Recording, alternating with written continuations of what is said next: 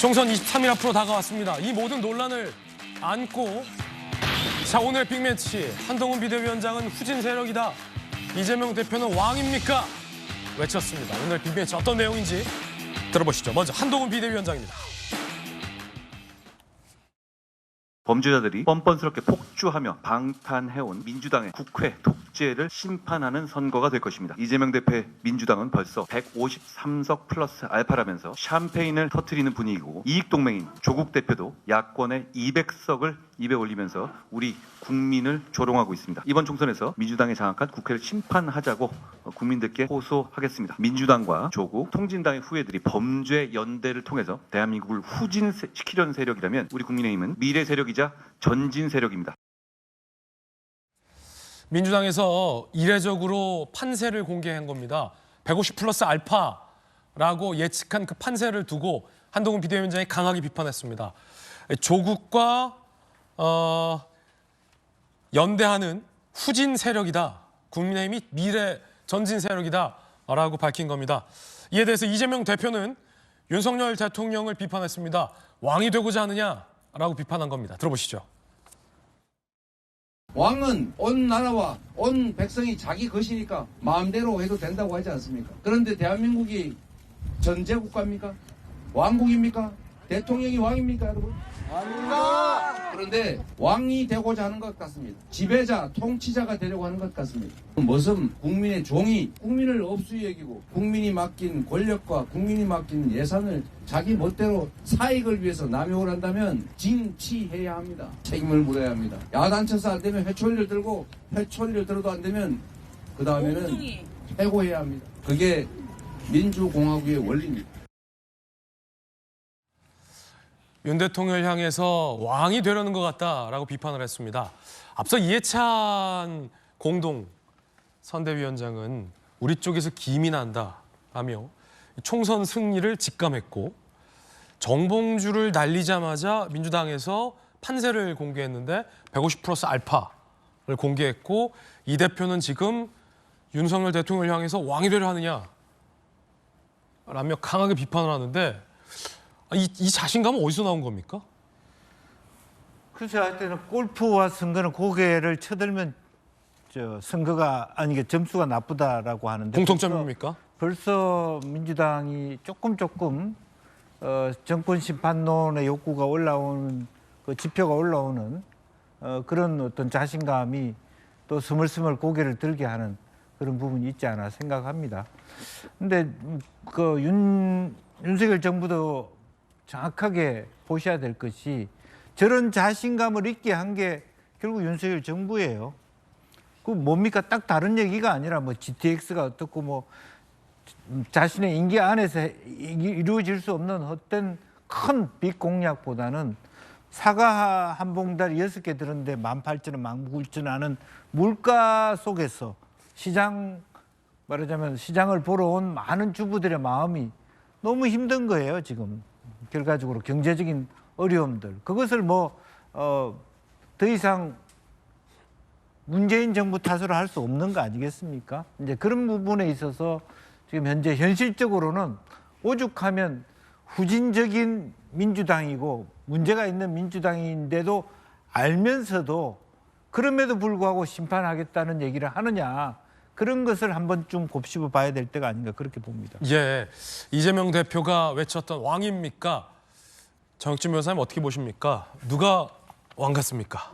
글쎄요. 지금 뭐 그 이야기를 하는 것 같아요. 지난번 대선 때 그 TV 토론할 때 그런 뭐 글자가 손바닥에 쓰여져 있으니까 왕왕자요. 그거를 소환하려고 하는 것 같은데 제가 봤을 때는 지금 민주당을 탈당하는 모든 분들이 공통적으로 한 이야기가 사당화란 이야기 아니겠습니까? 사당화란 이야기는 뭐냐면은 당이 아니란 뜻이잖아요. 그 당에는 뭐가 있다? 왕이 있다. 존엄이 있다라는 뜻 아니겠습니까? 그러니까 저 이야기를 갖다가 그냥 이재명 대표 말하는 거를 그대로 지워버리고 쭉 이야기해 보면은 저 당이 어느 당이냐? 민주당 이야기하는 거 아니냐?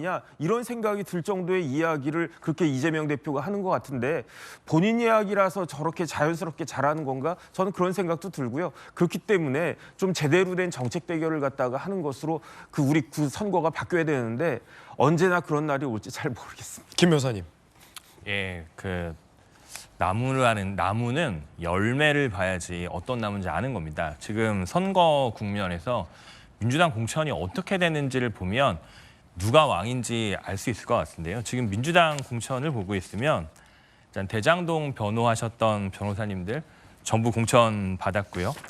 그다음에 김혜경 여사의 배우자실 실장, 부실장 다 공천 받으셨고요. 이게 왕비 모신 분들을 공천하는 건 잘 모르겠습니다만, 그리고 이재명 대표를 반대하거나 도전했던 세력은 전부 다 낙천되거나 당을 나갔고요. 그리고 이재명 대표를 옹호하거나 이재명 대표를 차은우보다 잘생겼다고 말씀하시는 분은 공천이 되고요. 이게 이재명 편이 아니면 이재명 편으로 교체하는 이런 상황인데 누가 왕인지 잘 모르겠습니다. 예. 자, 최신 격전지의 여론조사 결과도 지금 제 손 안에 있습니다. 대형 미디어홀에서 앵커가 직접 짚어드리겠습니다. 저와 함께 이동하시죠. 선거가 23일 앞으로 다가와서 여론조사 수치도 많고 뉴스도 많습니다. 오늘 저희들이 준비한 최신 여론조사 결과 함께 보시죠. 먼저 정당 지지율부터 보겠습니다. 국민의힘이 37%, 민주당이 32%, 37대 32, 조국혁신단이 7%, 개혁신단 2, 새로운 미래 1 등등이 나왔습니다. 자, 그럼 이번엔 격전지별로 보겠습니다. 이재명 대표의 지역구죠. 계양을로 가보죠. 계양을에서 원희룡 후보와 이재명 대표가 경합을 벌이고 있는 가운데 원희룡 후보가 40%, 이재명 후보가 48%의 여론 응답률이 나왔습니다. 48대 40, 40대 48.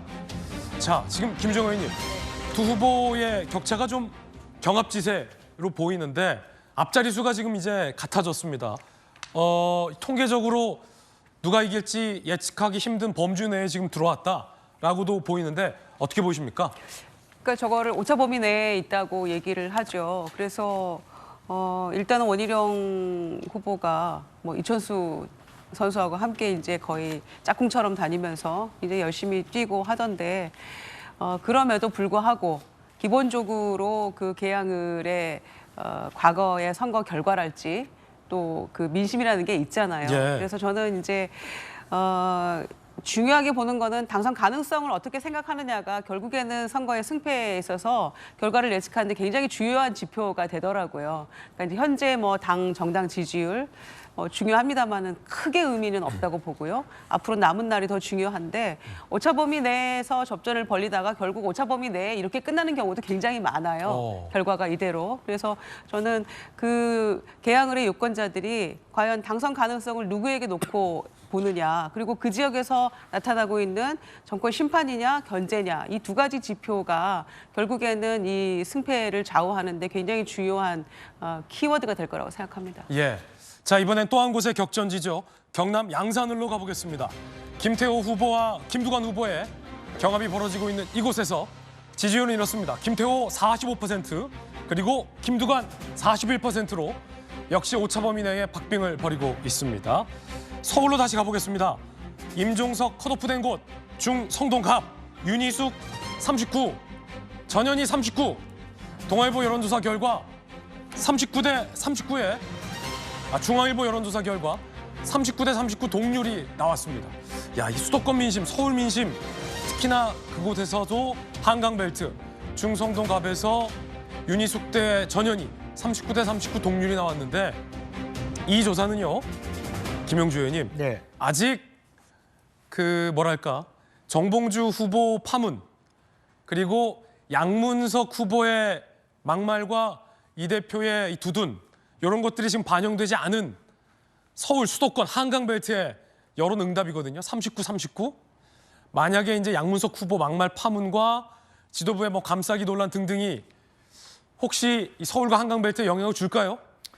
영향을 주지만 그것이 이제 총선 투표일까지 영향을 주기는 어렵다라고 보고요.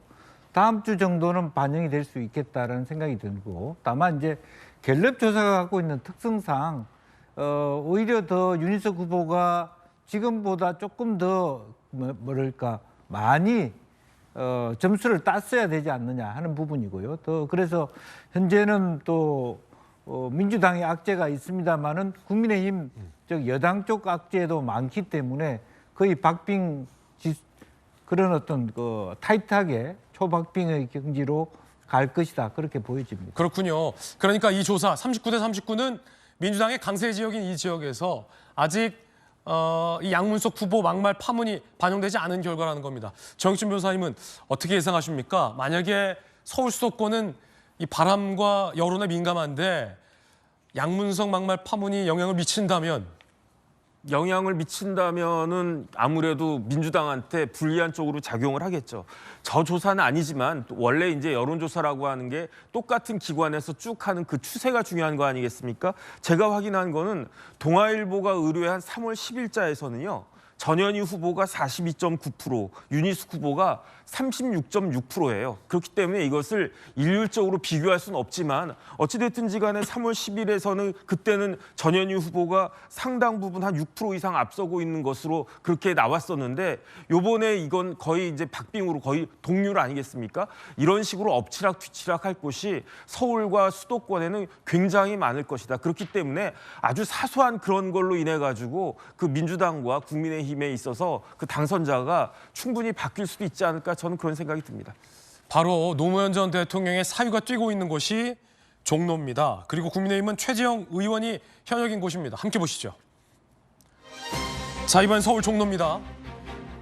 최재형 후보 40%, 곽상우 후보도 40% 동률입니다.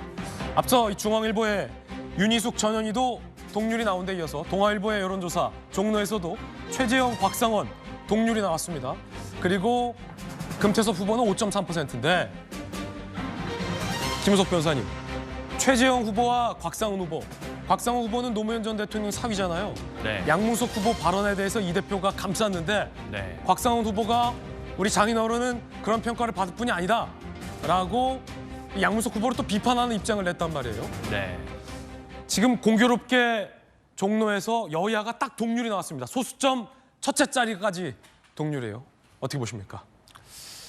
일단 뭐 제가 곽 후보님이라면 정말 분개했을 것 같습니다. 예. 일단 돌아가신 어르신에 대한 발언이기도 하고 이게 과연 대통령한테 할 수 있는 말인가 이렇게 되게 분노했을 것 같은데 제가 생각했던 것만큼은 그렇게 강하게 말씀을 안 하시더라고요. 예. 이게 이재명의 민주당인지 그런 생각이 듭니다. 네, 여론조사 결과들 짚어드렸습니다. 동률인 곳이 나온다. 그리고 소수점 첫째 자리까지 같은 숫자가 나온다는 것은 서울과 수도권의 주요 격전지가 정말 초박빙 양상으로 흘러가고 있다는 것을 의미하는 숫자입니다.